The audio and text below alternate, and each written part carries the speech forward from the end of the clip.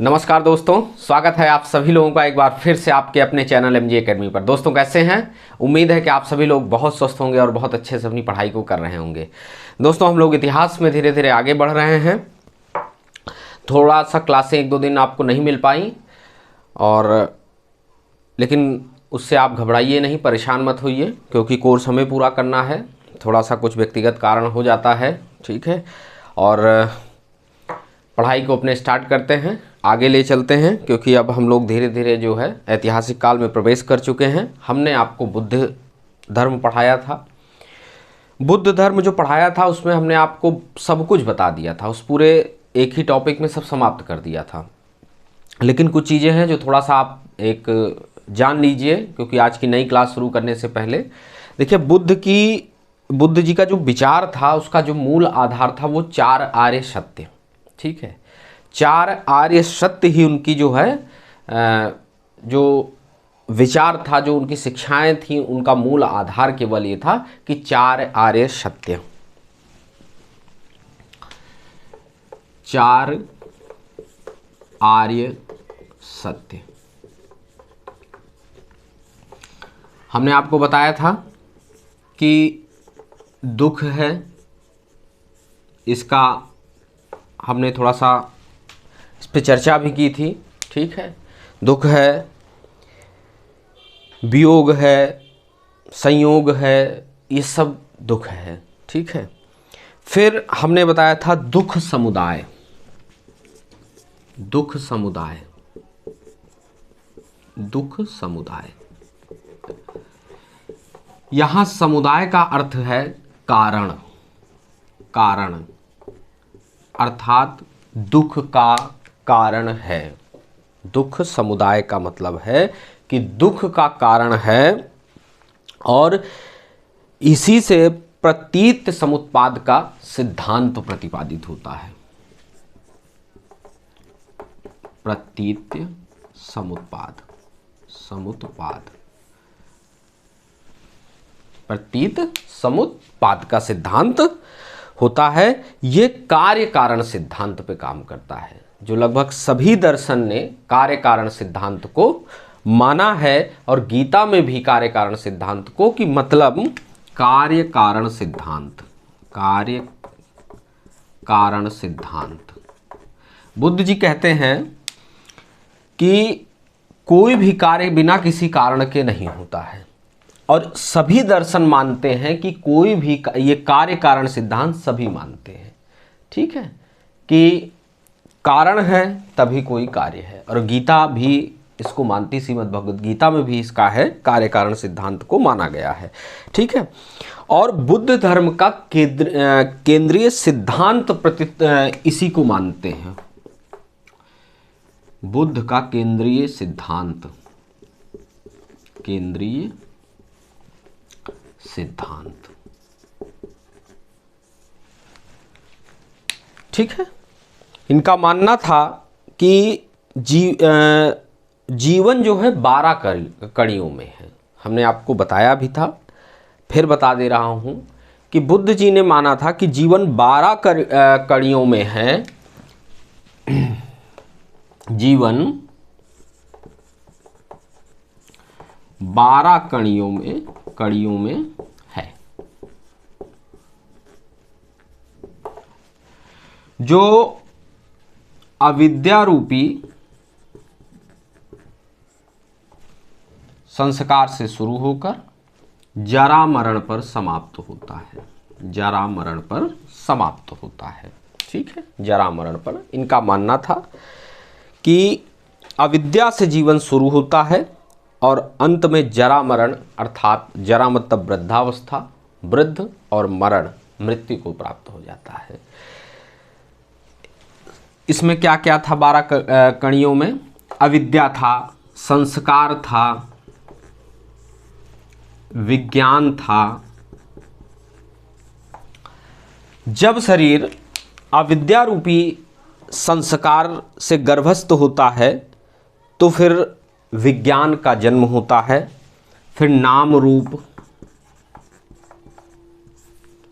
षडायतन, षडायतन, षडायत तन। बुद्ध जी ने माना कि जब अविद्या रूपी संस्कार से शिशु गर्भस्थ होता है तो विज्ञान होता है, और विज्ञान से जब जन्म होता है तो नाम रूप होता है, नाम रूप जब होता है तो इंद्रियों का जन्म होता है, अर्थात षडायतन। षडायतन के बाद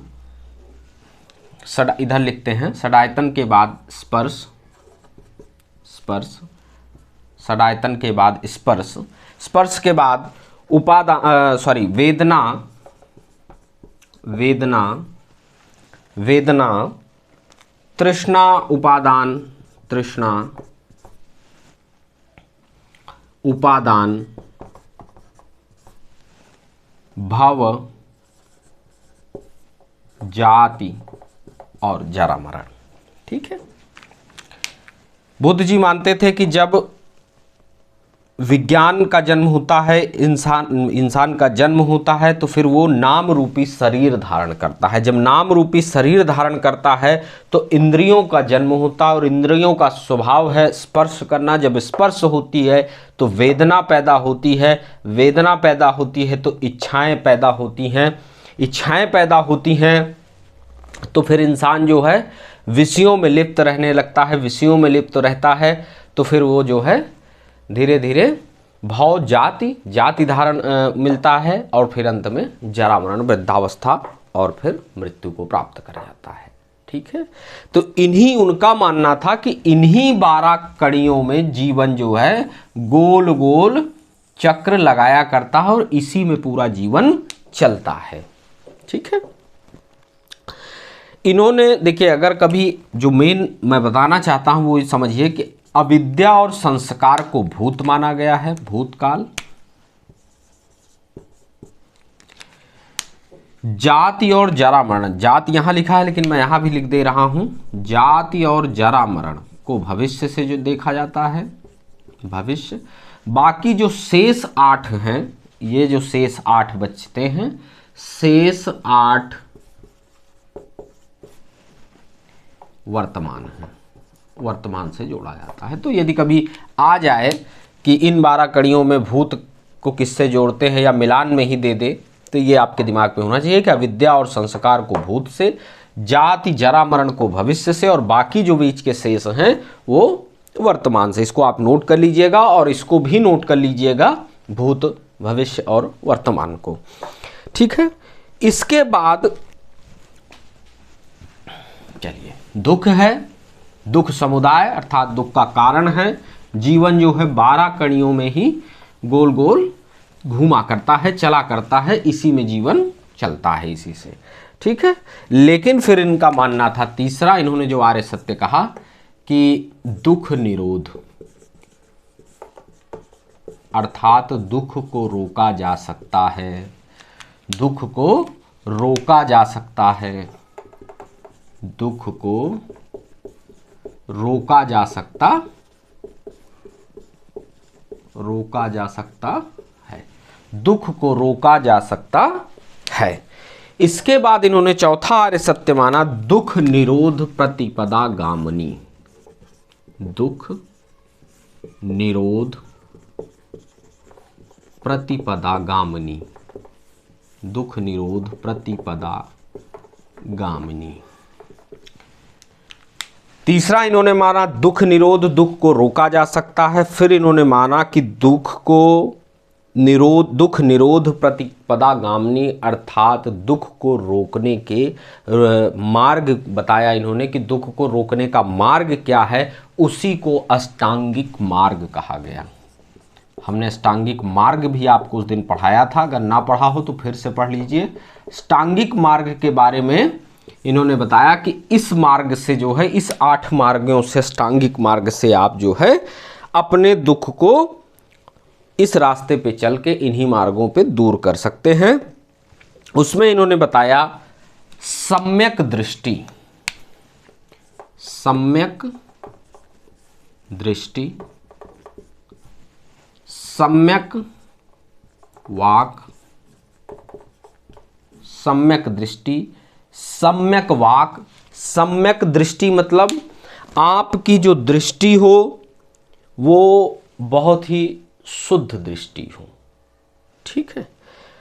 सम्यक वाक मतलब आपकी वाणी, आप जो भी बोले अच्छा बोले। सम्यक संकल्प, सम्यक संकल्प, आपका जो संकल्प हो वो बहुत ही शुद्ध संकल्प हो।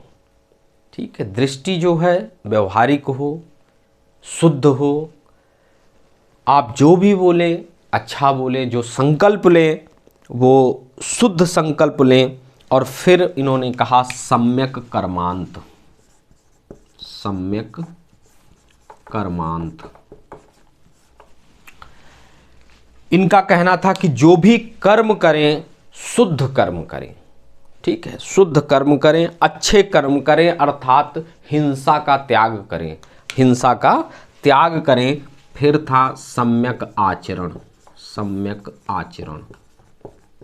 आपका जो आचरण हो वो बहुत ही समाज के लिए, अपने लिए बहुत शुद्ध आचरण हो, अच्छा आचरण हो। सम्यक व्यायाम, सम्यक व्यायाम, व्यायाम। सम्यक दृष्टि, सम्यक वाक और सम्यक संकल्प को प्रज्ञा कहा गया, अर्थात बुद्धि, विवेक। ठीक है। सम्यक कर्मांत, सम्यक आचरण और सम्यक व्यायाम को सील कहा गया। सील का मतलब होता है कि आपका जो आचरण है शुद्ध होना चाहिए। अहिंसा के मार्ग पे चलिए, हिंसा का परित्याग करिए। सील का मतलब होता है अनुशासन, मतलब इन सारे कर्मों को अनुशासित होकर करिए। ये अपने लिए एक अनुशासन बनाइए कि ये मानव जीवन के लिए, आपके जीवन के लिए ये जरूरी है। जब ये सारे ऊपर के आपके हो जाएंगे तो सम्यक स्मृति, सम्यक स्मृति, सम्यक स्मृति और फिर सम्यक समाधि।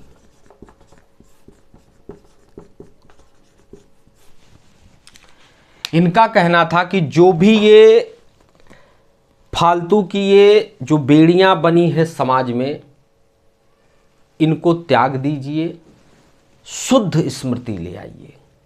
एक अच्छा, ईश्वर को पाने के लिए अच्छी स्मृति को जन्म दीजिए। और जब ये सारी चीज़ें, सम्यक दृष्टि, सम्यक वाक, सम्यक संकल्प, सम्यक कर्मांत, सम्यक आचरण, सम्यक ज्ञान और सम्यक स्मृति होगी तो आप सम्यक समाधि अर्थात अंतिम जो है मोक्ष को, मुक्ति को प्राप्त कर जाएंगे। यही इन्होंने अष्टांगिक मार्ग कहा। ठीक है। इसी को अष्टांगिक मार्ग कहा। इसी अष्टांगिक मार्ग के द्वारा इन्होंने मध्यम मार्ग की संकल्पना दी। मध्यम मार्ग, बुद्ध जी ने मध्यम मार्ग की संकल्पना दी, अर्थात मध्यम प्रतिपदा। मध्यम मार्ग को थोड़ा सा समझ लीजिएगा। इन्होंने कहा कि ना अतिशय हिंसा, ना अतिशय अहिंसा, ना अतिशय भोग विलास, ना अतिशय त्याग। इन्होंने ये माना कि आप जीवन में कुछ भी अतिशय मत करिए, बीच का मार्ग चुनिए जिससे आप सरल तरीके से ईश्वर को प्राप्त कर सकते हैं। ये भी नहीं कि इतना त्याग सब कुछ कर दीजिए कि आपको फिर बाद में आगे चल के कठिन लगने लगे। इसीलिए बुद्ध के फॉलोअर्स ज़्यादा बढ़े, इनसे लोग ज़्यादा जुड़े, क्योंकि इन्होंने मध्यम मार्ग की बात की, सरल मार्ग की बात की। ठीक है। तो ये था बुद्ध धर्म का कुछ इंपॉर्टेंट आपके लिए। इसके बाद आता है भागवत धर्म। चूंकि हम लोग धार्मिक पढ़ रहे हैं तो पहले धार्मिक क्षेत्र को कंप्लीट कर लेते हैं, ताकि जो है फिर हम लोग अच्छे से अपना आगे राजनीतिक और आर्थिक पक्ष में जब आएंगे, सामाजिक पक्ष में आएंगे, तो फिर जो है उसको पूरा विस्तार से पढ़ने में, एक सीक्वेंस से पढ़ने में मजा आने लगेगा। ठीक है। तो ये हो गया हमारा जैन और बौद्ध धर्म समाप्त। अब हम पढ़ेंगे भागवत धर्म। भागवत धर्म, भागवत धर्म परीक्षा उपयोगी सारी चीजें जान लीजिए। क्योंकि अब हम आज की क्लास के बाद धार्मिक दृष्टि को नहीं पढ़ाएंगे, राजनीतिक पक्ष पे उतर आएंगे। ठीक है, देखिए भागवत धर्म को ही वैष्णव धर्म भी कहते हैं। वैष्णव धर्म, वैष्णव धर्म इसलिए कहते हैं क्योंकि इस धर्म के केंद्र में भगवान विष्णु थे, विष्णु जी थे। भगवान विष्णु की पूजा करने वाले वैष्णव धर्म कहलाए, मानने वाले।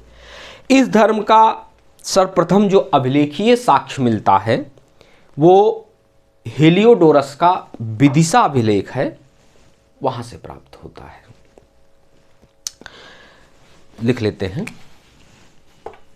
प्रथम अभिलेखीय साक्ष्य, प्रथम अभिलेखीय साक्ष्य। आप लोग भी लिखते चलिए क्योंकि ये सब आपके परीक्षा के लिए बहुत जरूरी है। ठीक है, हेलियोडोरस का, हेलियोडोरस का विदिशा अभिलेख, विदिशा अभिलेख। हेलियोडोरस एंटियाल क्रीडस नामक एक हिंद एवं शासक का राजदूत था। उसी के अभिलेख में हेलियोडोरस एंटियाल क्रीडस नामक, आप नोट कर लीजिए कि एंटियाल क्रीडस नामक हिंद एवं शासक का राजदूत था। ठीक है, और एक चीज जाने कि पहली नहीं, उस समय जब ये भागवत धर्म प्रचार प्रसार में था तो एक नाम आता है आंडाल। दक्षिण भारत से ये संबंधित हैं, आंडाल। आंडाल ये महिला वैष्णव संत थी। इनका नाम इसलिए आपके लिए इंपॉर्टेंट है, महिला वैष्णव संत थी। ठीक है, तो ये ऐसे भी आ सकता है, मिलान में भी आ सकता है, तो आप इसको, इन नामों को जानते रहिए। भागवत धर्म का उदय ब्राह्मण धर्म के जो जटिल कर्मकांड और यज्ञीय स्वरूप के विरुद्ध हुआ। उस समय जो हमने आपसे बताया था कि इन सारे धर्मों का जो उदय हो रहा था, उस समय जो जटिलता समाज में थी, उस समय के मानव के उस बस की धीरे धीरे नहीं रह गई थी। अब इंसान सरल मार्ग में, इसीलिए बुद्ध जी से लोग ज़्यादा जुड़े।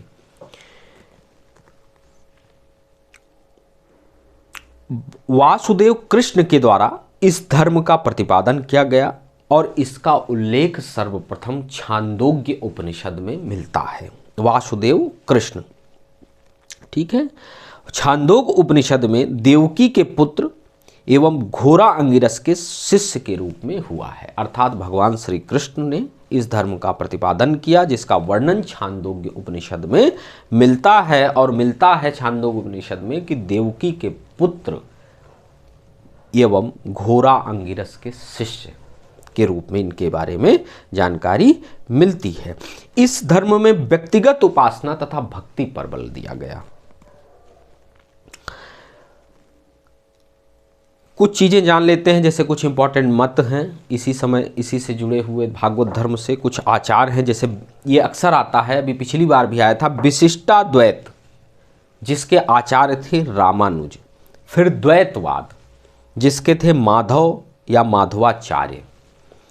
शुद्धाद्वैतवाद विष्णु स्वामी या वल्लभाचार्य। आप नोट कर लीजिएगा क्योंकि आपके लिए मिलान में आएगा, मिलान में ही आ चुका है।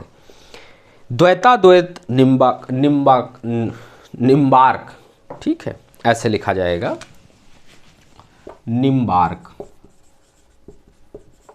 ठीक है, निम्बार्क नोट कर लीजिएगा क्योंकि डायरेक्ट भी आ जाए। मान लीजिए कि द्वैताद्वैतवाद के आचार्य कौन थे प्रमुख, तो निम्बार्क थे। ठीक है, और केरल के एक संत थे राजा कुलशेखर, ये भी भगवान विष्णु के भक्त थे। ये साउथ के नाम है इसलिए इनको जरूर करिए। मेगस्थनीज ने कृष्ण को हेराक्लिज नाम से उल्लिखित किया है। मेगास्थनीज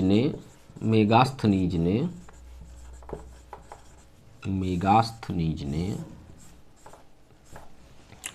भगवान श्री कृष्ण को हेराक्लीज नाम से, देखिए मैं लिख दे रहा हूं, हेराक्लीज नाम से उल्लेखित किया है मेगस्थनीज ने। ठीक है। और जैन ग्रंथ में एक उत्तराध्ययन है, उत्तराध्ययन सूत्र, उसमें वासुदेव का संबंध जैन तीर्थंकर अरिष्टनेमि से बताया गया है। मथुरा इस धर्म का, हमने आपसे बताया था कि मथुरा एक ऐसा उस समय केंद्र था जो जैन, बौद्ध और हिंदू या ब्राह्मण या भागवत धर्म सभी के लिए जो है प्रमुख केंद्र था। ठीक है। विशेष क्या होता है, भागवत धर्म अवतारवाद को मानता है कि भागवत धर्म में माना गया है कि भगवान विष्णु के 24 अवतार हैं भगवान नारायण के, कहीं कहीं 39 भी माना गया है, लेकिन प्रमुख 24 अवतारों की जो है चर्चा होती है, जिसमें से 10 अवतार प्रमुख है, जैसे मत्स्य अवतार, वामन, वराह अवतार, वामन अवतार। कैसे जो है वामन के रूप में एक घमंडी राजा का जो है घमंड तोड़ दिया, 3 पग में पूरी धरती नाप ली। फिर नृसिंह अवतार, हिरण्याकश्यप का घमंड तोड़ा, नर और नारायण के रूप में अवतार लिया, नर और सिंह के रूप में नृसिंह अवतार, रामावतार, कृष्णावतार, फिर बुद्धावतार, और अभी कल की अवतार माना जाता है कि होगा, जो एक सफ़ेद घोड़े पे सवार होके भगवान का आएंगे। इसमें राम और कृष्ण की विशेष पूजा होती है। आज भी आप देख रहे हैं कि घर घर में भगवान श्री रामचंद्र जी और कृष्ण जी की ही पूजा होती है, क्योंकि इन 2 अवतारों ने समाज में मर्यादा, धर्म, श्रेष्ठ, संस्कार सबका जो है स्थापित किया।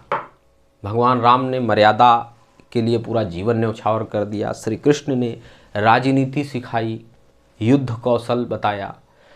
तो भगवान राम ने जो किया है उसे आप करिए, और श्री कृष्ण जी ने जो कहा है उसे आप करिए, तब आपका जीवन एक मर्यादित, एक संस्कारित, एक सामाजिक रूप से बहुत ही उच्च जीवन होगा।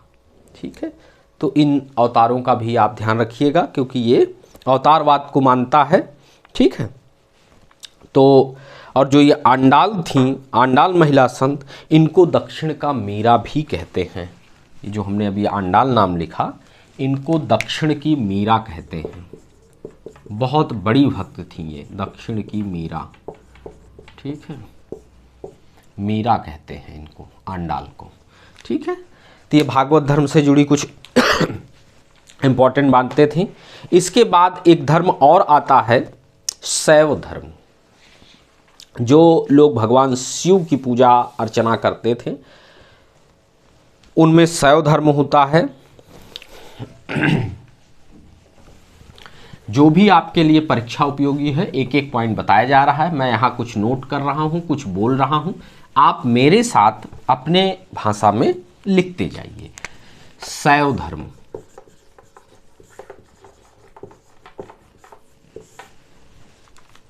शिव, भगवान शिव शंकर का, इसमें इस धर्म को लोग जो मानते थे भगवान शंकर की पूजा करते थे। और भगवान शंकर का प्रमाण तो बहुत पहले से ही सिंधु सभ्यता से मिलने लगा है। ठीक है। तो और लिंग पूजा का भी जो है, जो भगवान शंकर के लिंग पूजा का है, जैसे 12 ज्योतिर्लिंग जो प्रमुख हैं, तो लिंग पूजा का सर्वप्रथम साक्ष्य सैंधव सभ्यता से प्राप्त ही हो गया था हम लोगों को। ठीक है। तो शैव धर्म तो बहुत प्राचीन है, बल्कि सबसे प्राचीन है। ठीक है। तो इसमें विशेष शिव होता है, और शिव का अर्थ होता है शुभ।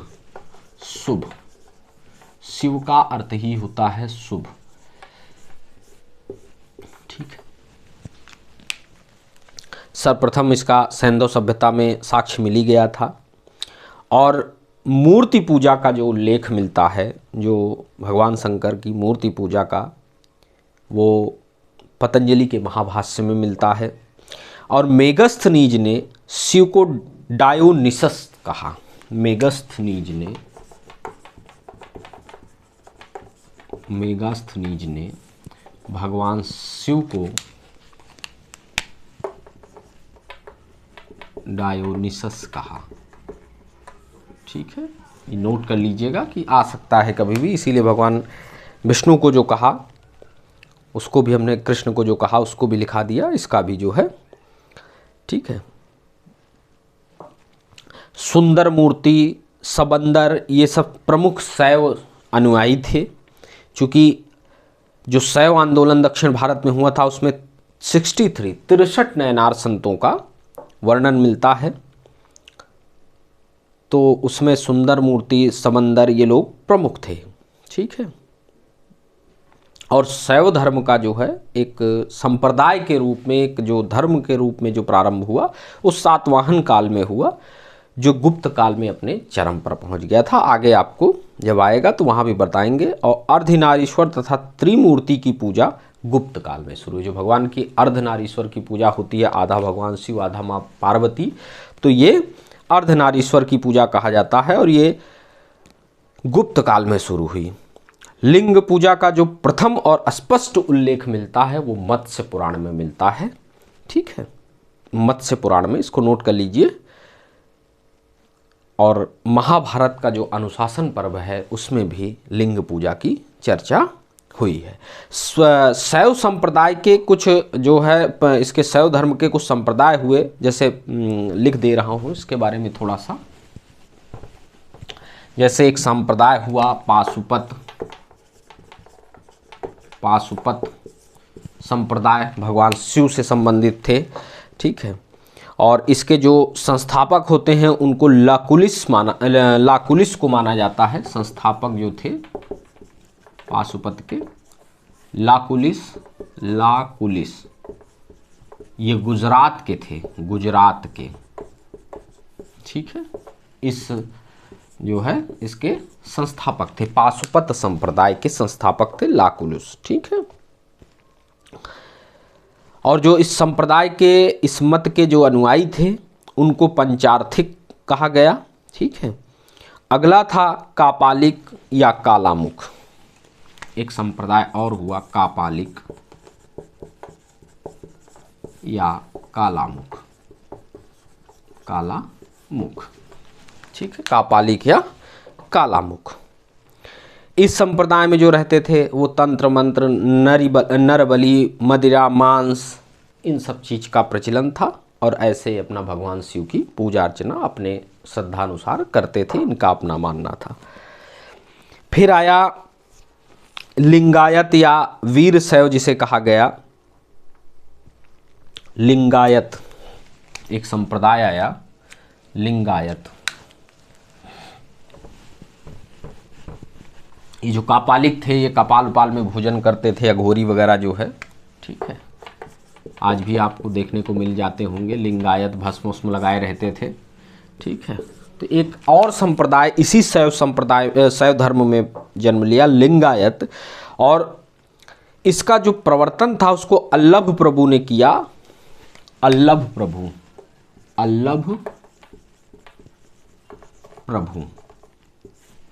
और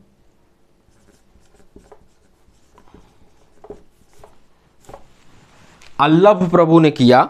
और इनके शिष्य थे वसवन्ना। ठीक है, ये हमने लिख दिया है। इन्होंने इसका प्रचार प्रसार किया। अल्लभ प्रभु इसके प्रवर्तक थे, प्रचार प्रसार वसवन्ना ने किया।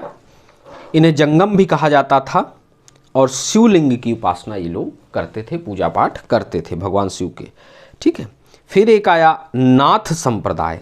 नाथ संप्रदाय।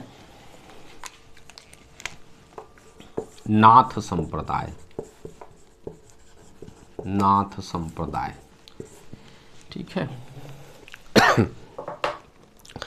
मत्स्येंद्र नाथ इसके जो है संस्थापक थे, संस्थापक थे।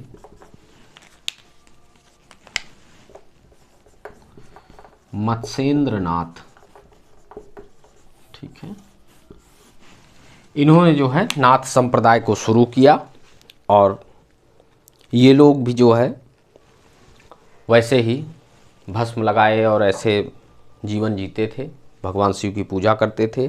फिर बाद में उत्तर प्रदेश के गोरखपुर में एक गोरखनाथ नामक संत हुए जो इसी संप्रदाय से थे। फिर उन्होंने जो है ये सारी चीज़ें समाप्त करके गोरक्षा जो उन्होंने धर्म चलाया उसमें फिर उन्होंने सब कुछ बंद कर दिया। उन्होंने कहा शुद्ध सात्विक और ब्रह्मचारी जीवन से भगवान शिव की हम पूजा अर्चना करेंगे। और बहुत बड़ा गोरखनाथ मंदिर भी है, उन्होंने ही बनवाया, गोरखनाथ ने। और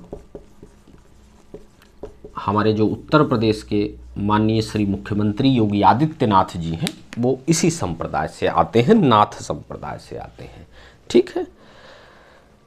फिर कश्मीरी शैव एक संप्रदाय आया, इसकी स्थापना वसुगुप्त ने की थी। ठीक है। फिर एक और धर्म बचा है शाक्त धर्म, चूंकि अर्धनारीश्वर की वो आई, शाक्त धर्म। शाक्त धर्म, इसमें देवी की पूजा अर्थात इसकी जो प्रमुख थी वो माँ दुर्गा और काली की उपासना इस धर्म के लोग करते हैं। इसमें स्त्री शक्ति को सबसे शक्तिशाली और विश्व माता माना गया है। और माता दुर्गा का सर्वप्रथम उल्लेख मार्कंडेय पुराण में मिलता है। मार्कंडेय पुराण में जो है सबसे पहले माता दुर्गा का मिलता है। और जबलपुर का 64 योगिनी मंदिर शाक्त धर्म का एक महत्वपूर्ण केंद्र है। ठीक है। तो हमने आपको जैन, बौद्ध, भागवत धर्म, शैव धर्म और शाक्त धर्म जो भी आपका परीक्षोपयोगी था, हमने सब कुछ आपको पढ़ाया। कुछ बोल के पढ़ाया है, कुछ लिख के पढ़ाया है। तो आपका काम ही यही है कि आप हमारे साथ जुड़ें, अच्छे से एक एक चीज़ जो हम बोलें, जो लिखें, उसको नोट करें, अपनी भाषा में नोट्स बनाएं। क्योंकि जब एग्ज़ाम नज़दीक होगा तो रिवीजन आप ना तो क्लास देख के कर पाएंगे और फिर आप कंफ्यूज होंगे। तो जो आप नोट्स बनाए रहेंगे उससे फटाफट आपका रिवीजन होगा। अच्छे से हिंदी को एकदम बिसारिए मत, हफ्ते में एक दिन हिंदी को समय दीजिए। पूरी क्लासें पढ़ी हैं, आप आरो यारो हिंदी के प्लेलिस्ट में जाइए, एक एक करके, कभी पर्यायवाची, कभी तद्भव तत्सम, कभी अनेक शब्दों के लिए एक शब्द, कभी वर्तनी शुद्धि, सब कुछ 6 के 6 टॉपिक हैं, उनको पढ़िए। उनका प्रैक्टिस सेट कराया गया है, उनको हल करिए। अभी और भी आपको प्रैक्टिस सेट कराया जाएगा। थोड़ी व्यस्तता के चलते आपको हम रेगुलर क्लास भी नहीं दे पा रहे हैं, पर बहुत जल्दी व्यवस्था में लगे हैं कि आपको अच्छे से क्लासें मिले और प्रैक्टिस सेट वगैरह भी आपको समय से मिलता रहे। तब तक आप MG एकेडमी को शेयर करिए, सब्सक्राइब करिए, अपने जो भी आपका ग्रुप है, फ्रेंड सर्किल है, वहाँ इसको पहुँचाइए। जो कम से कम यार वास्तविक हैं उन तक तो पहुँचा ही दीजिए। क्योंकि जितना आपका सहयोग मिलेगा उतना हमें पढ़ाने को, तो मैं आपको इन क्लासों को कभी सौभाग्य मिला और आपको मेंस पढ़ाने का मौका मिला तो इतने अच्छे से पढ़ाऊंगा कि आपको मेंस में कहीं किसी किताब की ज़रूरत नहीं पड़ेगी। फ़िलहाल हम चूँकि प्री पे फोकस कर रहे हैं तो प्री के लिए भी आपको किसी किताब की ज़रूरत नहीं। जो भी विषय पढ़ा रहा हूँ उसे विश्वास करके हमारे साथ बस केवल पढ़ते जाइए और थोड़ा बहुत अपना सहयोग मतलब पैसे का सहयोग नहीं है, केवल ये सहयोग है कि यार ये आपका परिवार है, इसको थोड़ा सा बढ़ाने में हमारी मदद करिए। क्योंकि तभी हमको एक ऊर्जा मिलेगी, एक शक्ति मिलेगी कि आपके लिए हम और बेहतर कर पाएँ। ठीक है, चलिए फिर मिलते हैं अगली क्लास में। धन्यवाद।